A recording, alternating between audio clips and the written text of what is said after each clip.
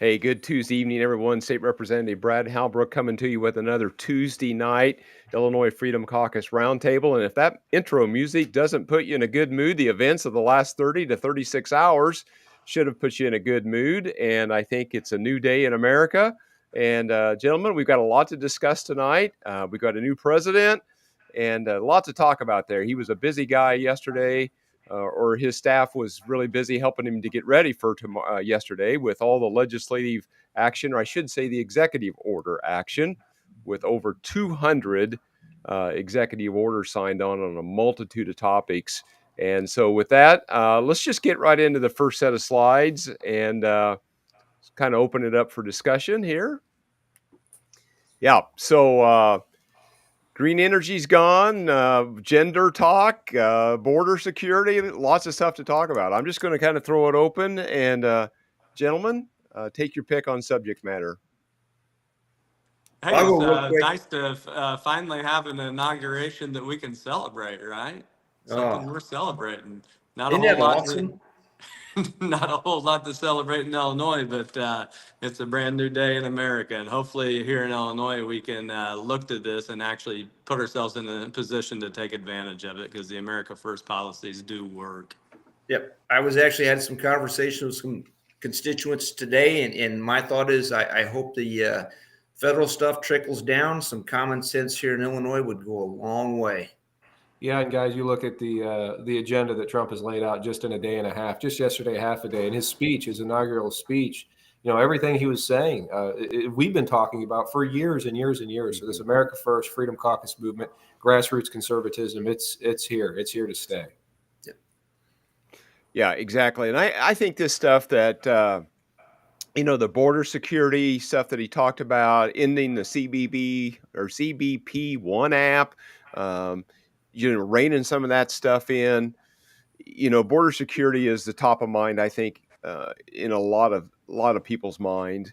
The energy policy to restore some energy independence. I was listening to something the other day, and they were talking about all these liquefied natural gas operations along the coast that have been sitting and waiting on permits for 4+ years. And no, Biden didn't approve any of that stuff. It's just crazy. Right. We really need to rein in this green energy. I'm not opposed to it, but it is not a replacement for fossil fuels today. They want all these data centers, and they consume a tremendous amount of energy all the time. Where they're talking about building these, bringing these online, they're bringing coal-fired plants down and offline.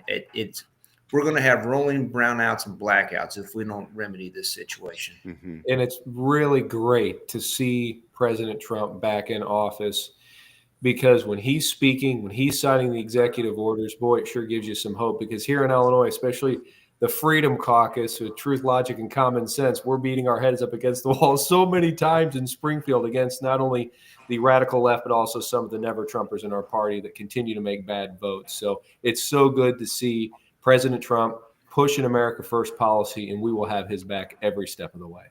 Right.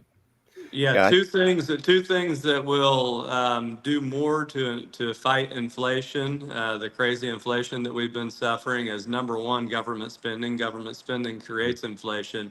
But unleashing this energy market that we have, that's really hurting a lot of people in their pocketbooks. And it's not just with their energy bills. That all trickles down the line. So, opening up getting us back to where we were energy dominant under the first Trump administration, a few key policy changes and, opening up the Gulf of America again for energy is gonna be huge. So, and energy, Glenn, you talk about that. It went under Pritzker, under Biden, it went in Ameren customers in my district. It went from $4 a kilowatt hour to $12 a kilowatt hour. So think about that on a 2-degree day, the cost on the average working class family.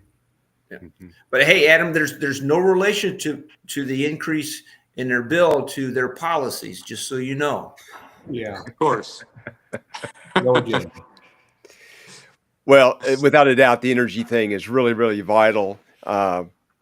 I think we could spend a day talking about that. And I think what we see here, guys, is this political ideology for the new Green Deal and that we have this energy crisis. And I think what we have maybe is a energy transition crisis. There are some experts that say, oil is going to get more expensive and tougher to get to, natural gas, the like that. I don't know whether I buy that. When you look at all the orders that the former president's put in place to close down these offshore locations, the Alaska stuff, I don't really know. I think we've got places that are potential that's untapped beyond belief that isn't really that difficult to get to and not that expensive. But, just to arbitrarily Yeah. these closing dates on coal and natural gas fired facilities in the nation is not well thought out. And that's what's drove up these costs. I mean, we've seen FIJA, we've seen CEJA, and that's what's drove up our costs in Illinois, without a doubt. It's bad policy making. Yeah, it'd be nice to, it's going to be really nice to get back to making decisions on what actually works instead of, Merit-based. Merit-based. political narrative that Right. we have. So that's going to be really refreshing. Or how about letting the markets decide capitalism? Right. Maybe that works a little bit. Yeah. Just restoring common sense and sanity to the conversation. Yeah. Hey, and Brad, you know why he changed the name the Gulf of America, right? No, tell me. Oh, because Biden outlawed all the drilling in the Gulf of Mexico. So we're not Just drilling change in the Gulf of name. Mexico. It's the Gulf of America. Yeah. Well, I had the opportunity last week to visit the new Gulf of America, and it was nice to be down there at the Gulf of America last week. A little cool and cloudy most of the time, but Well, it was it's nice to snowing be there. there right now. Yeah. Yeah. Gentlemen, anything else that we can talk about on this slide before we move to the next one? Again, we could spend a day talking about this, these different executive orders, and I'm sure we'll expand upon Hey, them. As Brad, real quick on that. I think that we can't just skip over this gender stuff because Thank you. 4 to 6 years ago, it would be unheard of for us to be talking about this stuff in the way that we are today. Bold conservatives, not the establishment, not any of those folks. It's bold conservatives like folks from the Freedom Caucus and folks like Congresswoman Mary Miller, who's been on this issue, back when everybody was taking flack on it. We've won this issue. Right. We've dominated this issue, and the American people spoke on it. And now we've actually got a situation where there's executive orders going out all across the land that hey, we're going to recognize common sense. We're going to recognize two genders. We're going to put all this woke garbage behind us. And name another Republican or establishment Republican that would have had the nerve to do that. And that's because people, good people have finally stood up. So I think that we can all take a little credit for that. Yeah, Blaine, I could not agree with you more. As a father of a daughter, this issue drives me absolutely crazy. When we're done here this evening, she's got a basketball game I'm going to. I don't want boys competing against her. Nobody does. You know what? And nobody wants boys in their daughter's bathroom. I mean, the fact that we're even having this discussion shows you how insane it's become. And you guys are both absolutely right on it. And you think about such a common sense kitchen table issue this is, that it is really infuriating to me a little bit that, we're the only ones that were talking about it. Blaine, you laid that out very well. And so many establishment Republicans, they were running away from this issue because, one, they didn't know how to message it, and two, they're scared of Democrats. So, folks, we're the ones that really fought on this, and will continue to push on this issue. But as Blaine alluded to, and David as well, I mean, it's a situation where we lead on these issues, and we're here to support grassroots conservatism. Yeah, gentlemen, I think you've stated it all really well. As I've kind of tried to look at some of this stuff as it's unfolding, of these 200 plus or minus executive orders, a lot of bold statements were made. However, personally, I believe the strongest statement that was made yesterday was this two gender, male and female. I think that was the strongest statement. And he said it right in front of all of them too. Yesterday. So, I think Joe Biden didn't know where he was, and Kamala she freaked out a little bit. Yeah, exactly. So, yeah. Okay. So, lame duck is over. The new General Assembly is sworn in as of last Wednesday at high noon. And we go back a week from today on the 28th, Tuesday, January 28th. Committee assignments yet. We know the chairman of the committees. We know what the committees are going to be, but we've not even seen a list or to put our request in for that. Lots of stuff going on. Gentlemen, I'll just throw the door open and feel free to comment on any of these things. And somebody want to touch on our legislative I'd like to priorities. talk just quickly on school choice. If you want to take a look at how Republicans can make inroads into areas that they have not been as successful as they should, it would be universal school choice. And I think the observation I would have is you take a look at states like Arizona that had 1-seat majorities in both their House and Senate, and were able to pass school choice, and how few of votes we would actually get if we put that vote on the put that for a vote on the board. And so I think one of the things that the Freedom Caucus has done very successfully, as well as throughout the nation, is talking about the benefits of school choice, and that an outcome should not be tied to a person's zip code, and that those that are the poor and the working poor should have the same opportunities as the more affluent. And so if you want to talk about how we're making progress in also in minority communities, you'd be talking about school choice. Unfortunately, it is establishment Republicans and all the Democrats that are tied to the teachers union, which is about all of them, that push back on this issue. And so that's something that I think we have to continue. We will continue to talk about in 2025. Right. Over 24 states last year either created some kind of a new program or expanded school choice to some nature. And what does Illinois do? Blaine Wilhauer? They go what? Go backwards. Let's punish the students and the citizens of Illinois, so we can prop up these scumbag, corrupt teachers unions that don't care about anything but their own well-being. And how do you feel about them again, Blaine? Yeah, they've shown that with their political spending, all across the country, especially in Illinois.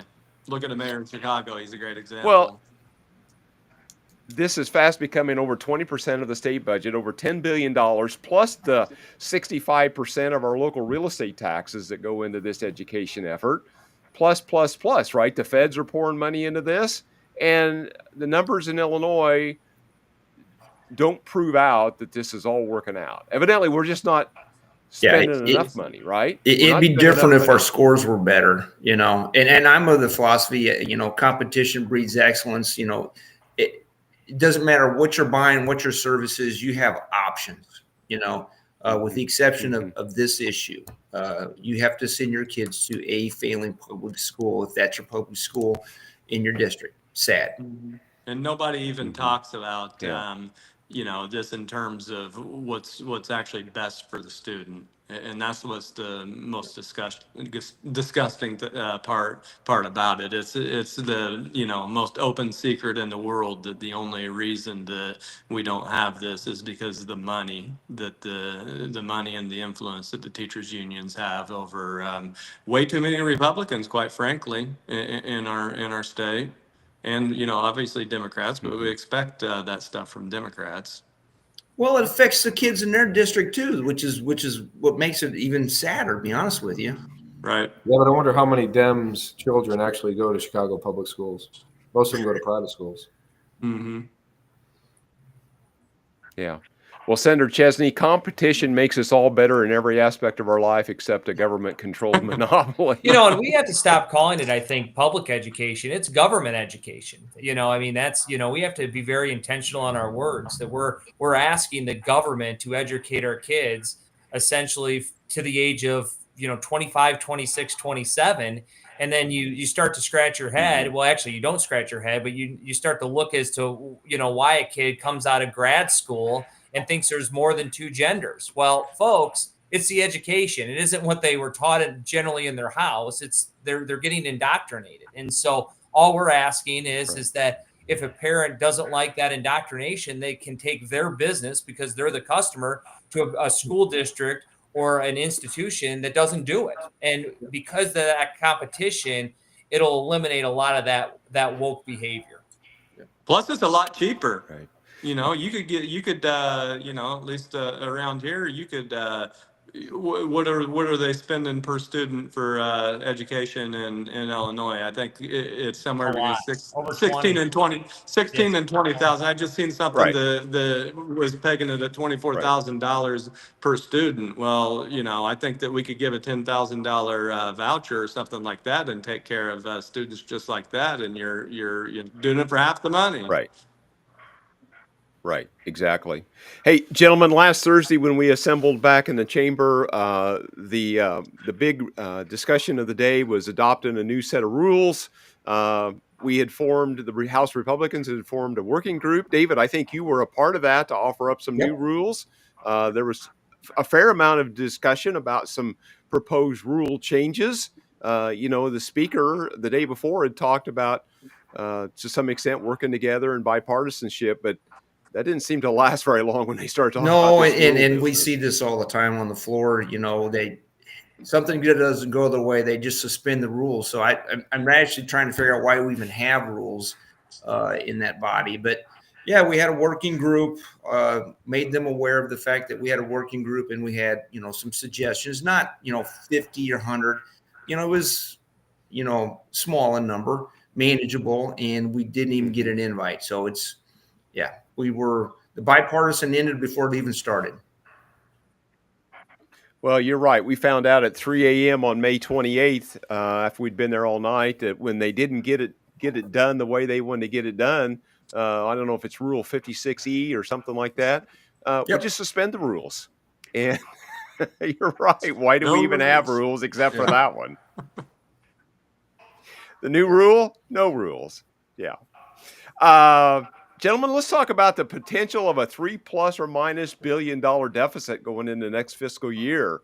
And then, what are they going to do? What is the Democrats going to do? The ones I've heard kind of tap dancing around this really, really important subject. They talk about priorities and doing the right thing and on and on and on. But I don't know, Senator, what do you hear from your side? What's the senators talking about with this looming big budget deficit? I think there's probably two camps. I think there's the camp that wants to, have a seat at the table to give the appearance that, motion is activity and progress, where it's really just it's really just a formality. There's probably a few Republicans sitting back that are willing to cut a deal to throw some votes on a budget to call it bipartisan.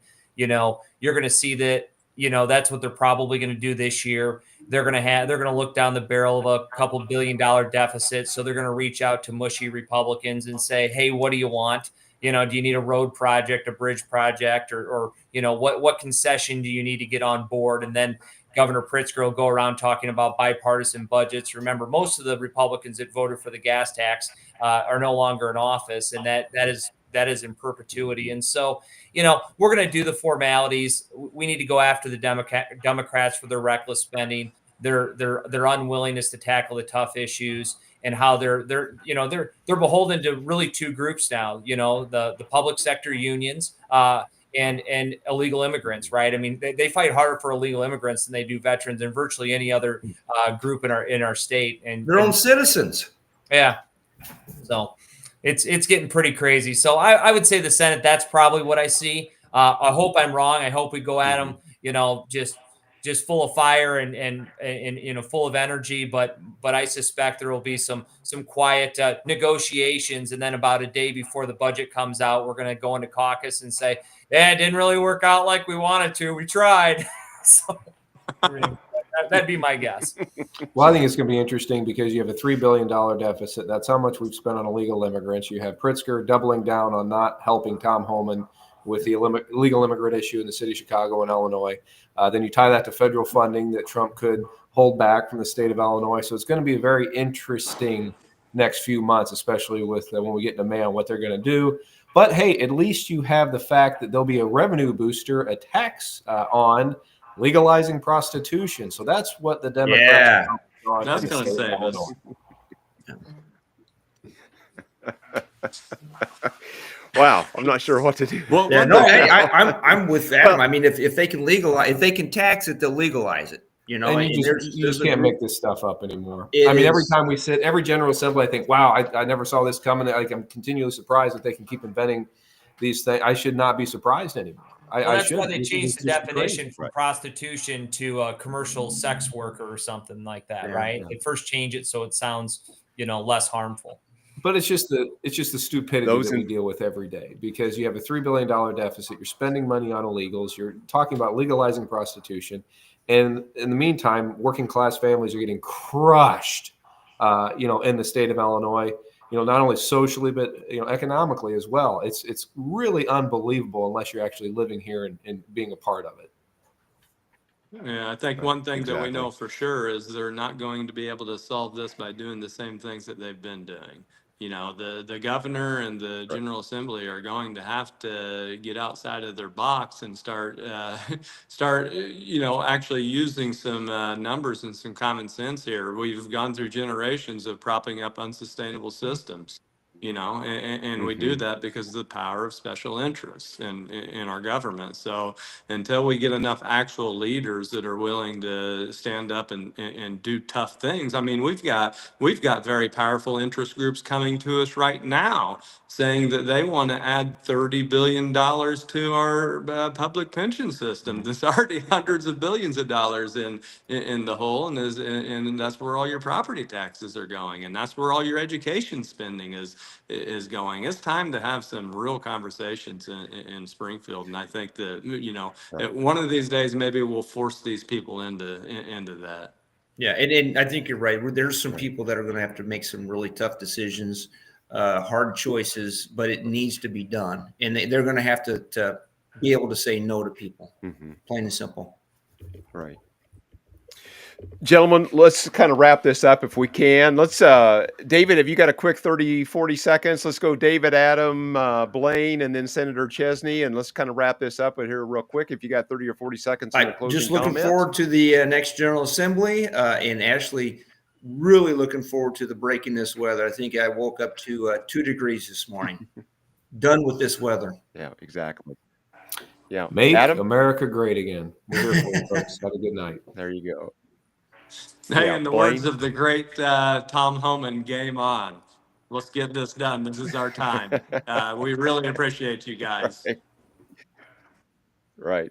And Senator Chesney from the great white north up there, the great northland Absolutely of Illinois. freezing. I think it was like -17 when I woke up. But this is fantastic. We've seen a mandate throughout this country, and I know some folks feel we get a little desensitized to all the craziness in Illinois, but it is the fight worth fighting. And while Illinois is we still have some time to get it on the right track. The country as a whole is certainly trending on the right direction.